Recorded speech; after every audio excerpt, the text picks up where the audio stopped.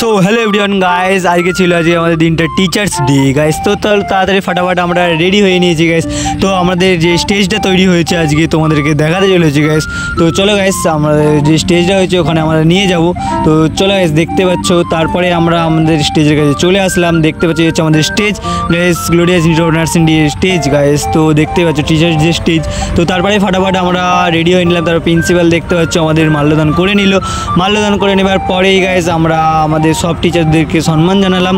জানানি দেওয়ার পরেই গাইস আস্তে আস্তে সব স্যার ম্যামদেরকে আমরা পুরস্কার দিয়ে দিলাম, উপহার দিয়ে দিলাম। তো দিয়ে দেওয়ার পরেই গাইস দেখতে পাচ্ছ গাইস, তারপরে আমাদের অনুষ্ঠান শুরু হলো।